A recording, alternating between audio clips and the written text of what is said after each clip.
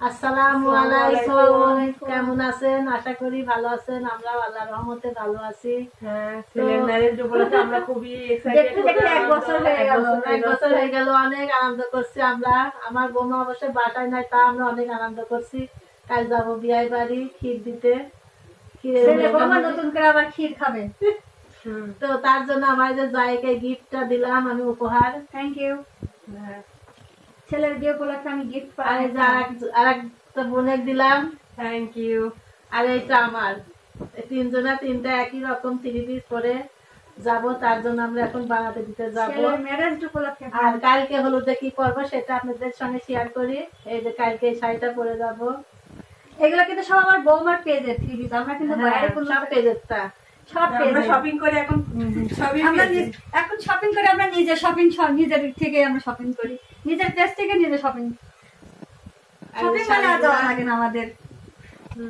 এই শাড়ি দেখান। এই যে শাড়ি, যদি আপনাদের কোনো অনুষ্ঠানে কারোর প্রয়োজন হয় আমাদের বৌমার পেজে নক দিন। আর কমেন্টে অবশ্যই কালকে বেশি মানুষ যাব না, 3 জন যাব। সেই 3টাই শাড়ি কারণ ছোটখাটো করে করছে, অনেক বেশি ঘরোয়া অনুষ্ঠান বলে। ঘরোয়া অনুষ্ঠান বলে। হ্যাঁ, ঘরোয়া অনুষ্ঠান। আমরাই খাবে, আমরা ঘরোয়া ভাবে ছোটখাটো নিজেরাই, বাইরে কেউ না। সামিয়া যাবে, তাই তো? সামিয়া তুমি যাবা? সামিয়া কাল ভাবি বিয়ে যাবি, তাই তো? ক্ষীর দিবা না? বলে হ্যাঁ আমরা ক্ষীর দেবো না। সামিয়া গত বছরও ক্ষীর দিয়েছে, এবারও দিবে, তাই না? এখন বৌমার বাড়ি যে পায়েস রান্না করে নিয়ে যাবো, এই জন্য আমি পায়েস রান্না করবো। কয় কেজি দুধ হবে? 3 কেজি তো হলি নাই। 3 কেজি হলে 1 পোয়া চাল রান্না করবো খেজুরের দুধ দিয়ে।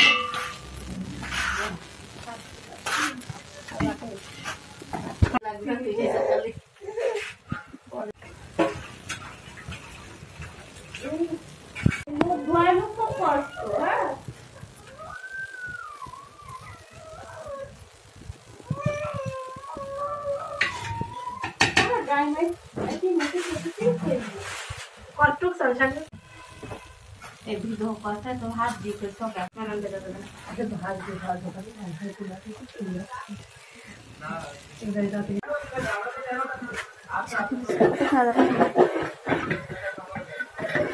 এই যে পায়েসটা রান্না করছি। এই যে দুধটা উতলাই গেছে। এই যে আমি এখন খালি দুধ দিয়ে রান্না করছি, এদিকে কোনো পানি দিই নাই।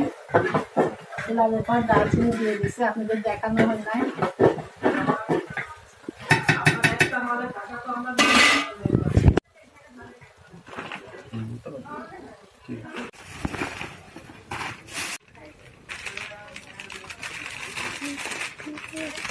এই পাগলা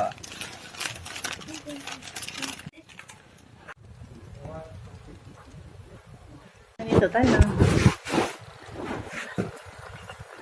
তো আমি পিঠা ভাজছি, পায়েস রান্না করা হয়ে গেছে, আপনাদের পরে দেখাচ্ছি।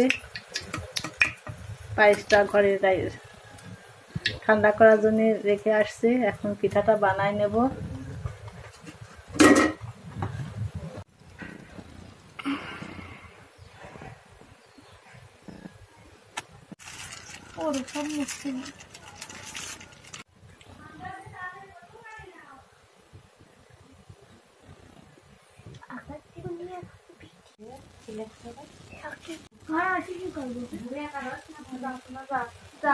দেখা লাগছে না।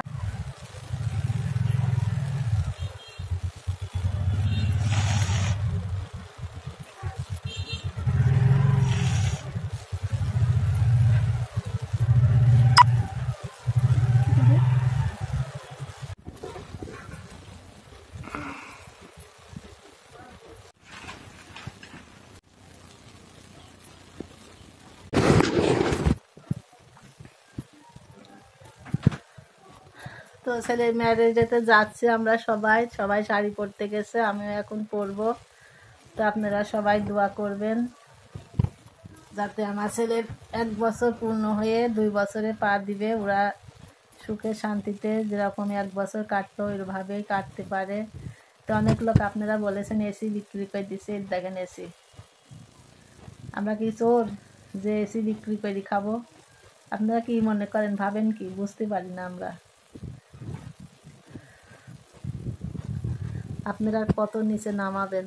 নামান, আপনাদের যদি ভালো মনে হয় তো করেন, কোনো সমস্যা নাই।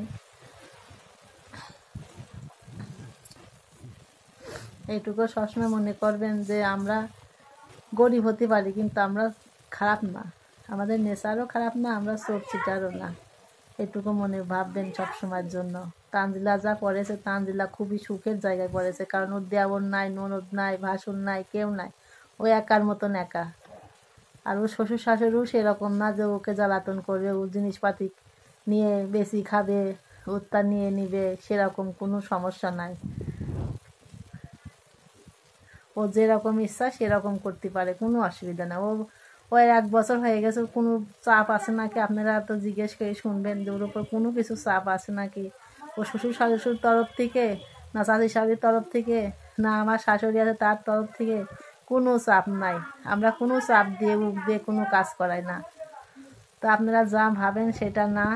তো আপনারা সবসময় দোয়া করবেন আমরা যেন শাশুড়ি বেটার বউ মিলেমিশে থাকতে পারি। রাগ হয় অনেক সময়, একটা দেখ ওর রাগ হলে একটা কথা বললো, কিন্তু আমি সেই কথার কোনো উত্তর দিই না। যে শাশুড়ি ঝগড়া করে কি, সে অভ্যাসটা আমাদের নাই কো। আমার শাশুড়ি কত কথা বলে, আমি তাই তো উত্তর দিই না। আপনারা মনে করেন যে সবসময় মনে হয় ঝগড়া লাগিয়ে থাকে, কিন্তু আমরা সেই পরিবেশে আমরা মানুষও হয়নি, আবার সেই পরিবেশ আমাদের বাড়িতে না, আমার শ্বশুরের পরিবেশটা ওই রকম না। তো সবাই শাড়ি পরে আসুক, তারপরে আপনাদের সঙ্গে শেয়ার করছি। আপনারা আমাদের সঙ্গে থাকবেন, পুরো ভিডিওটি দেখবেন।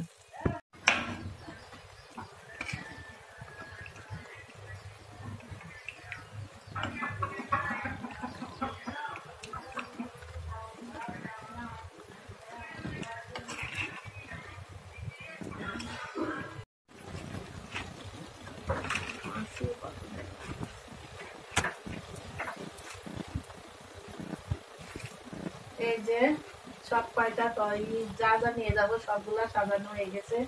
এখন খালি র্যাপিং করতে হবে। এগুলা র্যাপিং করা হয়ে গেছে, আর এগুলা করতে হবে। তো ছেলে আসলেই করবে। যে এইটা দিয়ে আমার বৌমা সাজবে, সেইটা মালা, এটা সবজি।